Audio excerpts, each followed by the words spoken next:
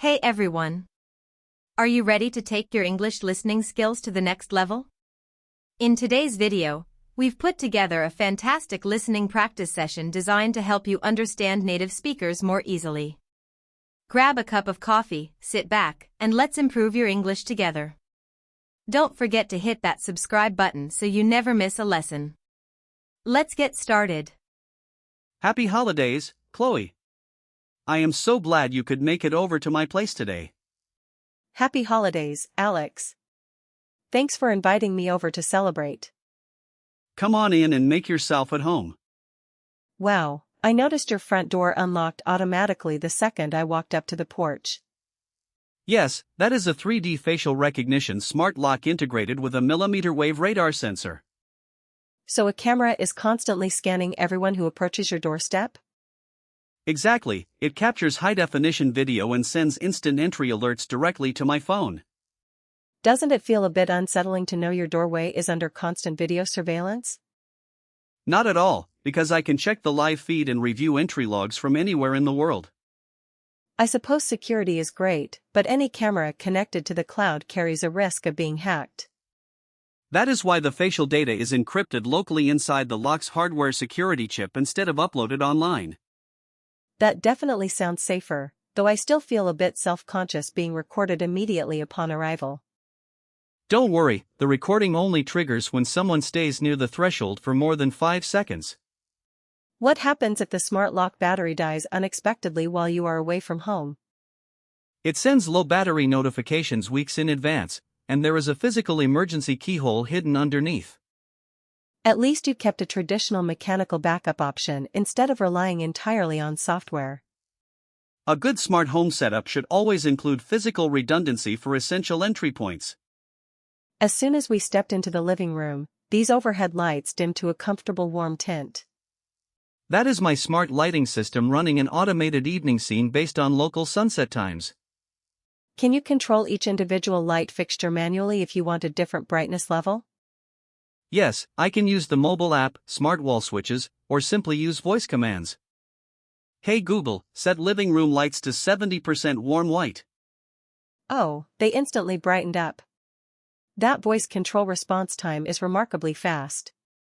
But having voice assistance means active microphones are listening inside your living room 24/7.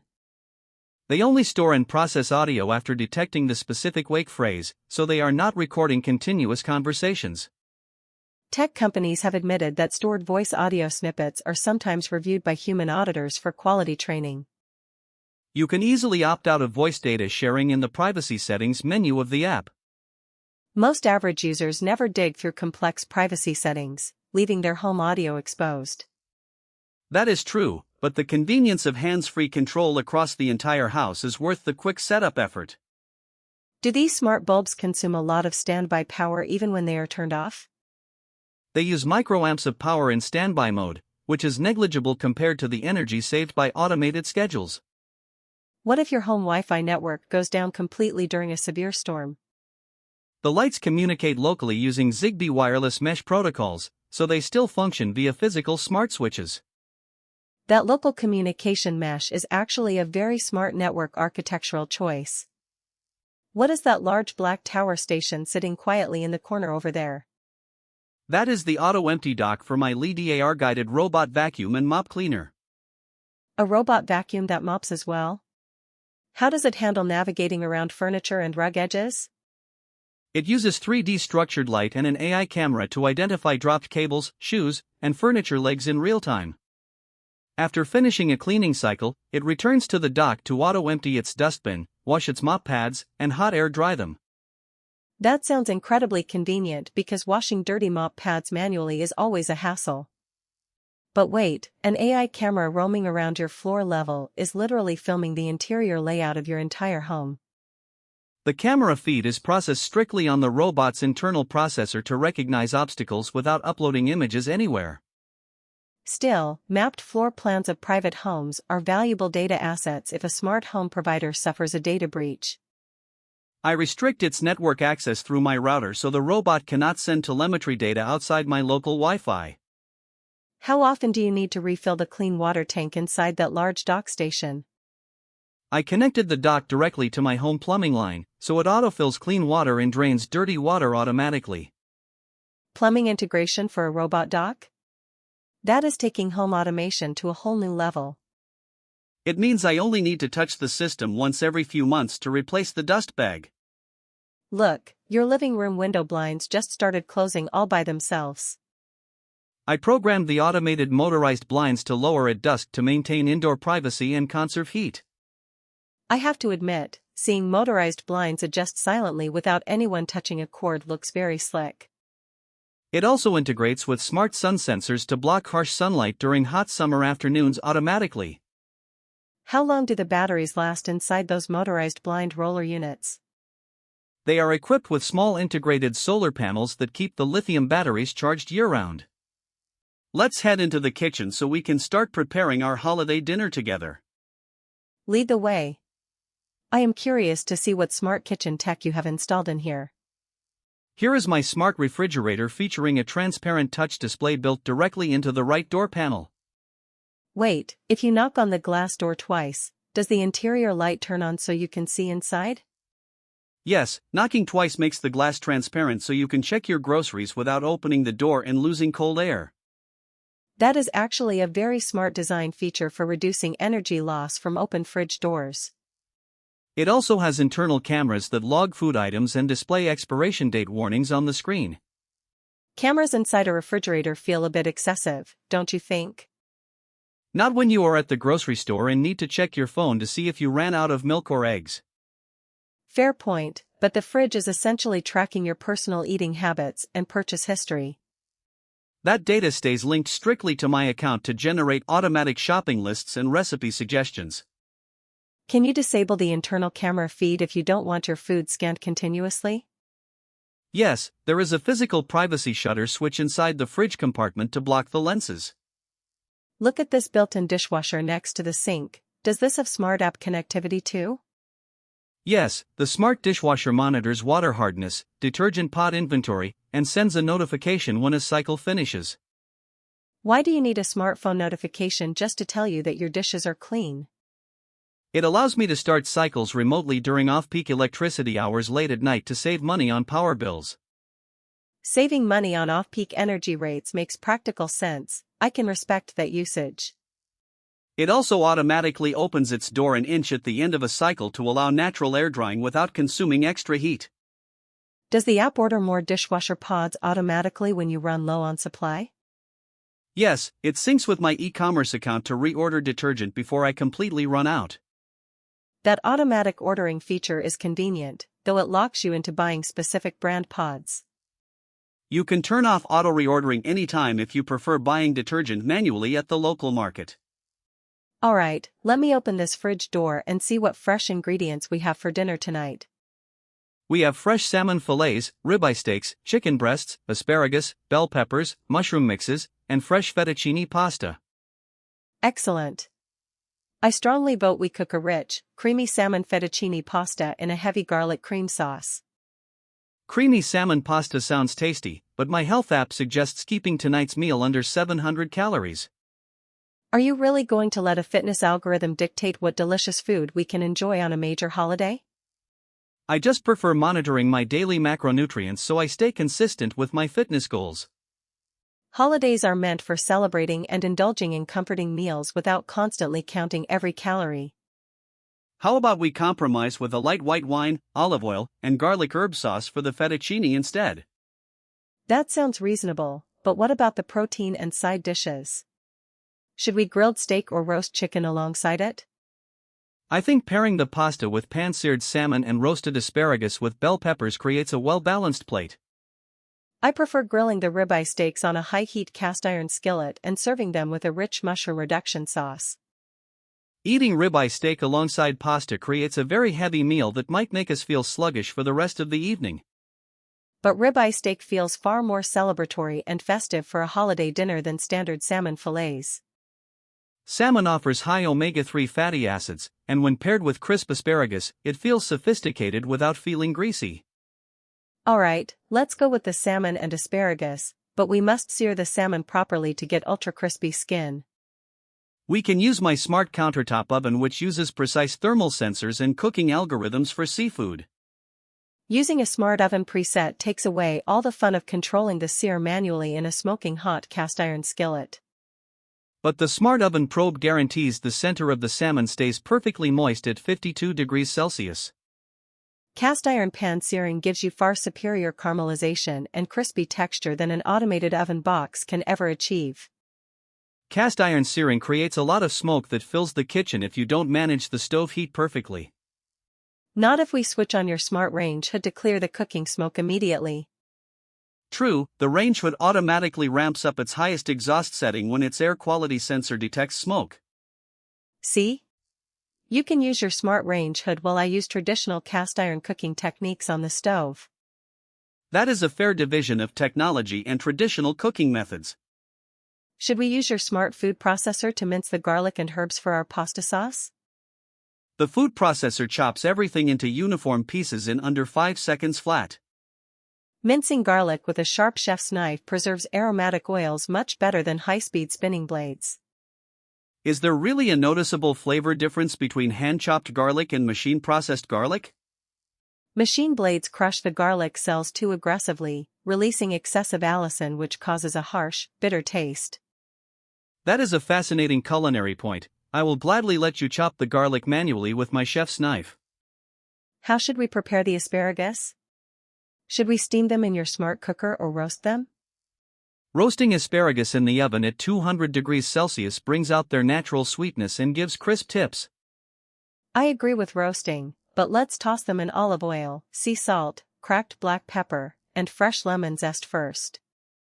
Lemon zest is a fantastic addition. It will brighten up the roasted flavors wonderfully. While I mince this garlic by hand, tell me, do you ever feel like having tech everywhere makes life too complex? Not really, because these devices handle repetitive chores like vacuuming, adjusting lights, and regulating temperature for me.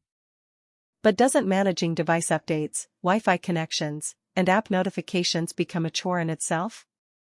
Once the initial setup is complete, most of these devices run reliably in the background without needing daily maintenance.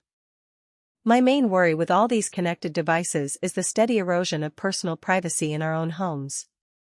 That is why it is critical to buy from reputable brands that allow local data storage and offer robust encryption controls. Most people just plug devices in without changing default passwords or reviewing data permissions, leaving themselves exposed. That is a real problem, which is why smart home manufacturers need to enforce strict privacy defaults out of the box. Exactly. Technology should serve human comfort without forcing us to compromise our basic right to privacy. I completely agree. Technology should be a helpful tool that enhances our lifestyle rather than controls it. What happens to all your smart home routines if a company shuts down its cloud servers permanently? That is why I migrated all my smart devices to open-source Home Assistant servers running locally inside my house. Home Assistant? So your automation routines don't rely on external corporate servers at all? Zero reliance on external clouds. Even if my ISP cuts off internet access, every smart feature works locally. That completely changes my perspective on your setup, because you maintain full ownership of your data. Local control is the ultimate goal for any privacy-conscious smart home enthusiast. Look at the salmon in your skillet. The skin is golden crisp and smells amazing right now. And the pasta water is boiling rapidly on the induction cooktop, perfect timing to drop in the fettuccine. Let's toss the cooked pasta and salmon into the garlic wine sauce now. The kitchen smells incredible. Combining traditional cooking intuition with smart appliances works out really well. Let me taste the sauce to check if we need more salt or black pepper. That manual tasting step is something no sensor or algorithm can ever replace. Exactly, human taste judgment is the heart of good cooking. Let me grab 2 warm pasta bowls out of the heated dishwasher rack. Heated dishware from a smart cycle? That is a very nice touch for serving a hot meal. It keeps the pasta sauce from cooling down too quickly once we plate the food. Let me sprinkle some freshly grated Parmesan cheese and chopped parsley over the top. That plate presentation looks like something straight out of a high-end restaurant. Let's head over to the dining table while everything is piping hot. Hey Google, set dining lights to warm dinner scene. Wow, the lighting shift creates such an intimate and cozy atmosphere for dinner. That salmon fettuccine turned out absolutely delicious, Chloe. It really did. The crispy salmon skin paired with that light garlic wine sauce was absolute perfection. Now we can just load all these dirty pans and plates into the smart dishwasher and let it handle the cleanup. I love that we don't have to spend 30 minutes scrubbing greasy pans by hand after a great meal. Hey Google, start dishwasher on intensive pot and pan cycle. That is so convenient. Now we can just relax with a warm cup of tea. So, Chloe, what are your plans for the remaining days of this long holiday break? I am planning to head down to the coastal beach resort early tomorrow morning for a 2-day trip. Going to the beach? That sounds wonderful. Are you planning on swimming or just relaxing by the ocean? Mostly relaxing on the sand, reading a good book, and soaking up some natural sunshine away from screens. That sounds like a great way to recharge your batteries and clear your mind. I really need some fresh ocean air and the sound of waves after spending so weeks working indoors. Are you staying at a hotel near the shore, or did you rent a beachfront cabin? I rented a cozy little wooden cabin right on the coastline so I can walk straight onto the beach. That sounds peaceful. I hope the coastal weather stays clear and sunny for your trip. What about you, Alex? What are you planning to do for the rest of your holiday break? I am actually planning to visit the Regional Wildlife Zoo and Botanical Park tomorrow afternoon. A trip to the zoo? That is an interesting choice. What made you decide to go there? They recently opened a new open-air safari enclosure and a tropical bird sanctuary that I have been wanting to see. Oh, that sounds exciting. Do they allow visitors to walk through the bird sanctuary directly? Yes, it is a massive walk-through dome where exotic birds fly freely around visitors. I am really looking forward to doing some wildlife photography with my new camera lens. That will be amazing for photography. Are you going alone or meeting up with a group of friends? A couple of my photography club members are joining me so we can spend the whole morning taking wildlife shots. Going to the zoo and taking photos sounds like a really rewarding way to spend a day off. It is a nice change of pace from sitting in front of computer monitors all week. We definitely have completely different holiday plans, you heading to the zoo, and me heading to the beach. But both plans sound like the perfect way to unwind and enjoy our time off from work. Absolutely. We should catch up again after the holiday break and swap photos from our trips. That is a deal. I'll show you my bird photos, and you can show me your beach sunset pictures. Thanks again for the incredible dinner and the tour of your high-tech smart home, Alex. It was my absolute pleasure, Chloe. Have an amazing and relaxing trip to the beach. Thanks. Have a wonderful time at the zoo tomorrow. Happy holidays. Happy holidays, Chloe. Safe travels tomorrow.